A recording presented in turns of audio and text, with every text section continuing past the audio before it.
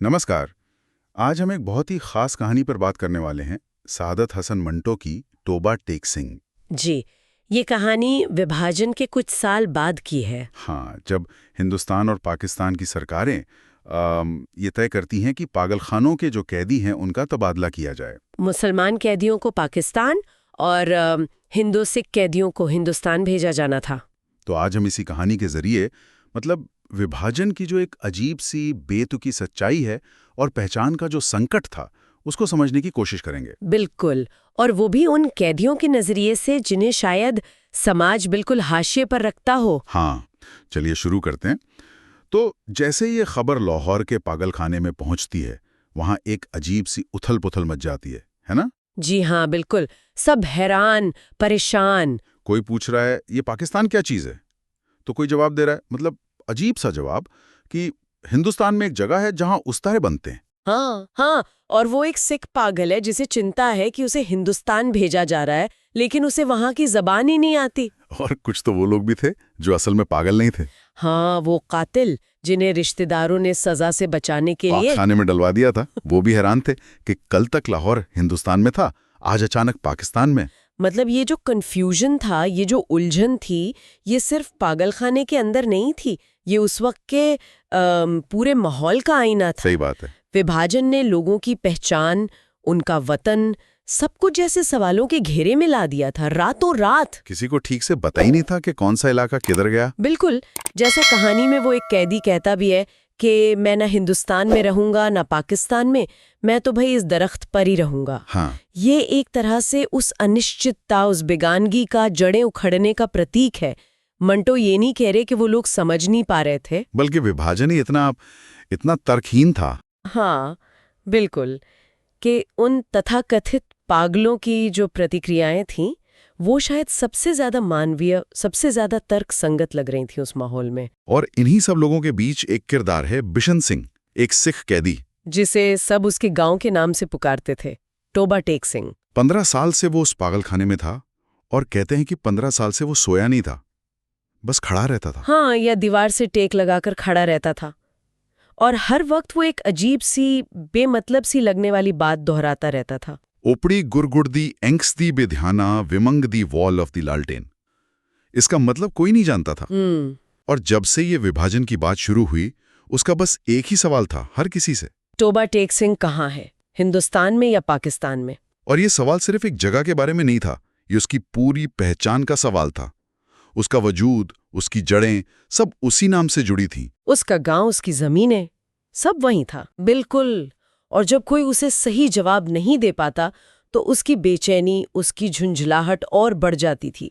वो ओपड़ी गुड़गुड़ शायद इसी टूटने की आवाज थी। मतलब जब शब्द मायने खो देते हैं, तो शायद ऐसी ही आवाजें बचती हैं। शायद। और कहानी में दूसरे किरदार भी हैं, जैसे वो वकील जो अपनी प्रेमिका के अमृतसर चले जाने से दुखी है। हाँ, क्योंकि अमृतसर अब हिंदुस्तान में था। जी। या वो एंग्लो इंडियन है जो अंग्रेजों के जाने से अपनी हैसियत को लेकर परेशान है।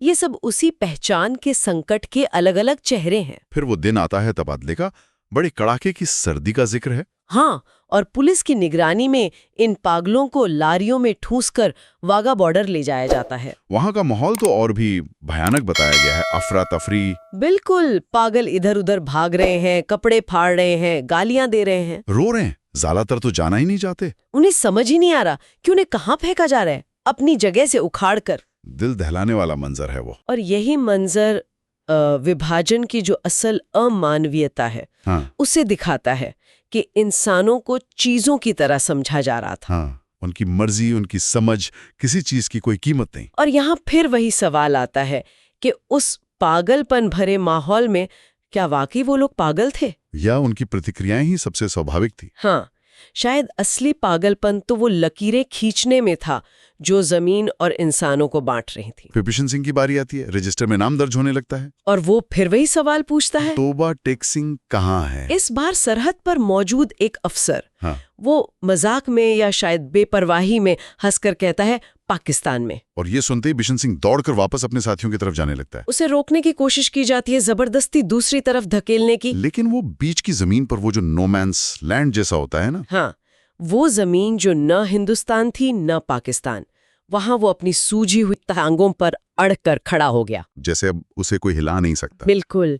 उसका उस बेनाम जमीन पर अड़ जाना, ये उसकी पहचान के पूरी तरह खो जाने का, उस त्रासदी का जैसे चरम बिंदु था, कहीं का न रहना। और फिर सूरज निकलने से ठीक पहले अंधेरे में एक बहुत तेज, एक दिल चीर देने वाली चीख सुनाई देती है। अफसर और लोग भाग कर आते हैं। तो देखते हैं कि वो आदमी जो 15 साल से अपनी टांगों पर खड़ा रहा था, वो अब औंधे मुंह पड़ा है। उधर कांटेदार तारों के पीछे हिंदुस्तान, इधर वैसे ही तारों के पीछे पाकिस्तान। और बीच में जमीन के उस टुकड़े पर जिसका कोई नाम नहीं था, तोबा टेक सिंह पड़ा था। तो टोरा टेक सिंह की ये कहानी, ये हमें विभाजन के उस पहलू से मिलाती है जहां सरहदें सिर्फ जमीनें नहीं बांटती हैं। वो इंसानों को, उनकी पहचान को, उनके वजूद तक को ऐसे टुकड़ों में बांट देती हैं जिनका फिर कोई नाम नहीं रहता, कोई ठिकाना नहीं रहता। बिशन सिंह की वो तलाश और उसका वो अंत, वो इसी त्रासदी का प्रतीक बन जाता है। बिल्कुल। और ये कहानी हमें आज भी सोचने पर मजबूर करती है।